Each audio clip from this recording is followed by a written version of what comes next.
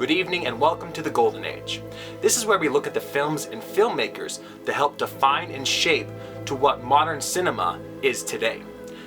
Now, when people ask the question, what is the greatest film of all time? Immediately, what comes to mind? The Godfather, Citizen Kane, Vertigo, Star Wars, The Wizard of Oz, Gone with the Wind, Casablanca, whatever. I know I'm missing a few, but these are some of the films that come up in the discussion. Of course, everyone has their opinion. But, like all forms of media, there are those that slip under the radar and don't get the recognition that they deserve. And one of those films, in my opinion, is the British film noir, The Third Man, directed by Sir Carol Reed and written by the famous novelist Graham Greene. Released in 1949, the film stars Joseph Cotten, famous for his role in Citizen Kane and the Hitchcock classic Shadow of a Doubt, the stunning Alida Valli, who would later appear in the Italian horror classic Suspiria, Trevor Howard, and Orson Welles. The film was also one of the last movies produced by the legendary David O. Selznick, famous for producing Gone with the Wind. First, what is this movie about? The plot involves an out-of-work pulp novelist, Holly Martins, played by Joseph Cotten, who arrives in post-Second World War Vienna to visit his ex-school friend, Harry Lime, who, unbeknownst to Martin, had become a morally corrupt black market drug dealer and racketeer. As soon as he arrives, however, he learns that Lime has recently died in a mysterious traffic accident. He is told by police and Lime's associates that his death was an accident, but Martin becomes suspicious and sets out to prove that Harry Lime was actually murdered. When told by Police Chief Major Calloway, played by Trevor Howard, about Lime's involvement with the black market, Martin at first is skeptical, but eventually learns the shocking and devastating truth of Lime's criminal history. And to make things more complicated, he begins to fall in love with Lime's former lover, played by Alida Valli. The Third Man.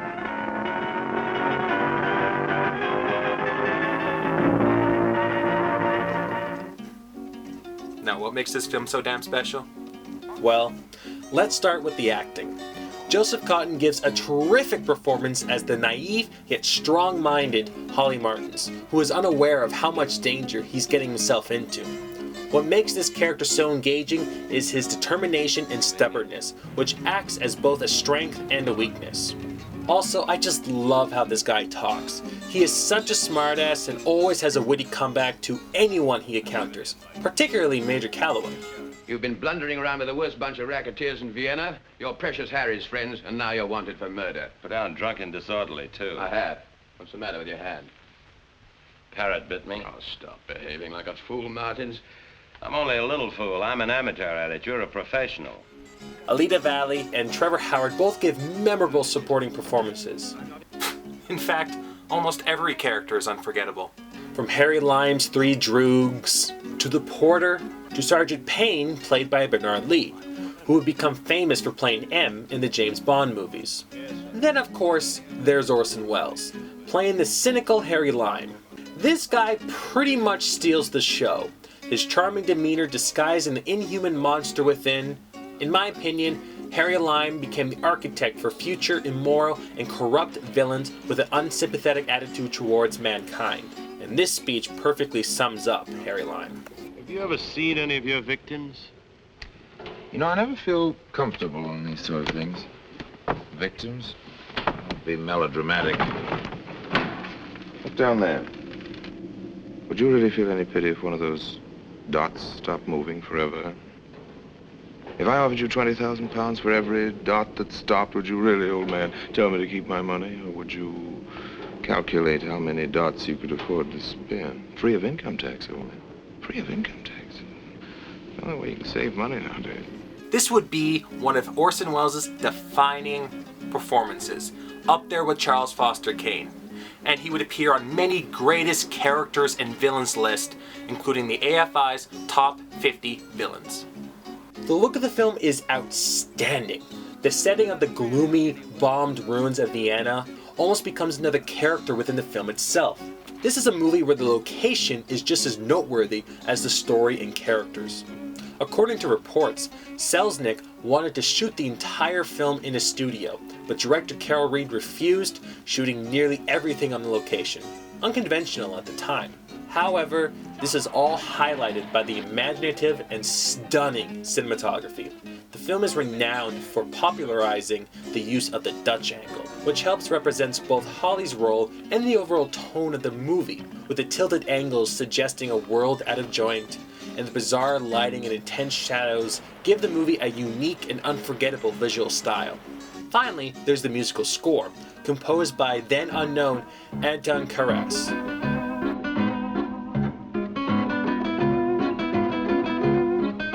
Played entirely on a zither, the story goes that Carol Reed heard Karas playing at a production party and insisted that he record a few songs for the film. Midway through production, Reed realized he wanted to use Karas' music for the entire film, and later flew Karas out to London to record the score for 6 weeks. The rest, as they say, is history. The main theme, also known as the Harry Lime theme, will go on to top many musical charts around the world and will go down as one of the greatest film scores of all time. Now, the making of the movie is just as interesting as the film itself. Most infamously is Orson Welles' difficulty on set. Reports have documented that Welles evaded production assistants and assistant directors while traveling in Europe, when he was supposed to be on set, resulting in Reed having to film around the absent Welles, using body doubles for establishing shots such as these. Reed himself also stood in for Welles for one of the more famous shots of the film, doubling for Welles' hands when they reached through the sewer grate. 2 weeks after Welles was supposed to report to set, he finally arrived. Things didn't go off too smoothly, as Welles refused to film various shots in the famous climactic scene in the sewers of Vienna, resulting in duplicate sets having to be built in sound stages back in London. There were also rumors that Orson Welles wrote and directed all of his scenes. However, everyone involved, including Welles himself, denied these claims. Welles did, however, improvise Lime complaining about his stomach problems. Oh, the same old indigestion, Holly. These are the only things that help, these tablets. These are the last. Can't get them anywhere in Europe anymore. And the famous cuckoo clock line. Don't be so gloomy. After all, it's not that awful. Well, what the fella said. In Italy, for 30 years under the Borgias, they had warfare, terror, murder, and bloodshed, but they produced Michelangelo, Leonardo da Vinci, and the Renaissance. In Switzerland, they had brotherly love. They had 500 years of democracy and peace, and what did that produce? The cuckoo clock. So long, Holly. The shoot wasn't an easy task either, as Reed had 3 separate film units working throughout the shoot, and Reed insisted on directing each one, resulting in 20-hour workdays and 2 hours of sleep per day. Reed would later become dependent on the drug speed just to get through the shoot. One final bit of trivia is the dispute over the ending of the film. Writer Graham Greene had wanted a happy ending, where Holly and Anna get together, which contrasted with Greene, who was known for his bleak, depressing stories. David Selznick, on the other hand, going against type as well, demanded that Anna ignore Holly after the funeral. Though Reed and Selznick never got along on set, Reed agreed with Selznick, to which Greene eventually said was the right move.